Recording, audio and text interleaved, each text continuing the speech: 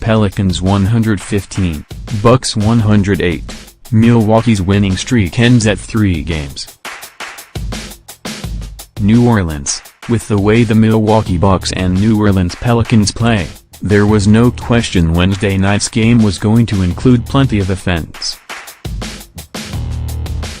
That's the way it went, as the back-and-forth, high-energy game stayed tight until the final 6 minutes of the fourth quarter. That's when the Pelicans kept their offensive onslaught going and the Bucks faded on the way to a 115-108 loss that snapped Milwaukee's 3-game winning streak. Giannis Antetokounmpo led the Bucks with 32 points on 13 of 24 shooting, while DeMarcus Cousins, 26 points, 13 rebounds, and Anthony Davis, 25 points, 10 rebounds, carried the Pelicans to the win. As a team, New Orleans made 13 of 25 three-pointers, including a back-breaker from Cousins with 22.3 seconds left that put the game at its final margin. "I think they hit threes. Threes have been our killer for the last 2 years," Bucks scored Malcolm Brogdon said. "They made threes down the stretch and we didn't contest them. That hurts and that wins games."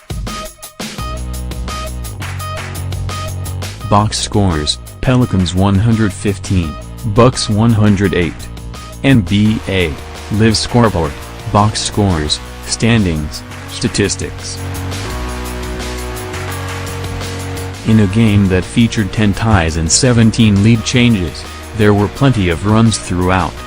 Milwaukee opened the fourth quarter with one of the largest uninterrupted spurts, taking a 7-point advantage with a 9-0 stretch.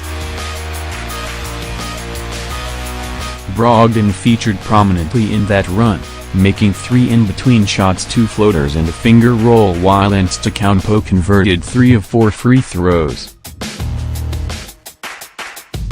New Orleans bounced right back by relentlessly attacking the inside.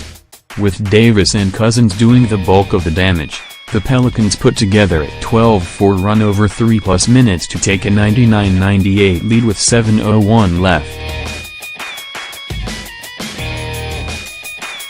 That's when Bucks coach Jason Kidd brought back starters Chris Middleton and John Henson. However, he left starting point guard Eric Bledsoe, who had played nearly 29 minutes to that point and all but 3 seconds of the third quarter, on the bench and kept DeAndre Liggins in the game. About 30 seconds after play resumed, Bledsoe went to the scorer's table to await his chance to check in. He watched as the teams traded buckets, with Middleton nailing a corner 3 to pull the Bucks back within 1 with 5:34 remaining. That was the last Milwaukee hoop Bledsoe would witness from his perch on the sideline. Not because he checked in, but because the Bucks didn't score again until he did. "Geez, someone hurry up and get fouled or something, ball go out of bounds or us go on a run or something," Bledsoe said when asked what he was thinking while waiting at the scorer's table. "I was just thinking anything positive."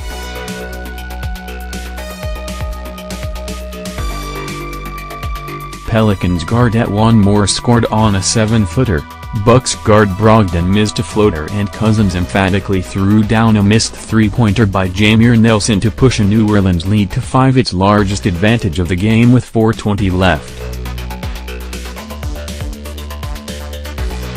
Middleton got a great look at a corner 3 but couldn't get it to fall, and Cousins hit Drew Holiday for a layup with 3:39 left that extended the Pelicans' lead to 7 and prompted Kidd to call a timeout to get Bledsoe in the game. "I mean, that's what happens," Bledsoe said. "The momentum shifted majorly before I got in. We stayed in the game most of the game. This was a game we could have won, but we've got to move on." Bledsoe's addition ultimately was too little, too late. Milwaukee scored on back-to-back possessions out of the timeout to pull within 3 but never got closer. While their efforts proved fruitless, the Bucks didn't quit, coming close to trimming the deficit to 2 at 2 junctures. First, with Milwaukee trailing 110-105 and about 2 minutes left, Bledsoe came up with a steal and pushed on the break. He crashed into Cousins on the way to a layup but was whistled for charging. Cousins' foot had been close to being in the restricted area, but after a review the call was upheld. Instead of an and one, the Bucks came up empty. On the other end, Moore threw down a dunk off a feed from Cousins to get the lead back to 7. Middleton then got fouled shooting a 3 and made all of his free throws. After a miss by Holiday, the Bucks got the ball to Henson, who came up short on a hook shot.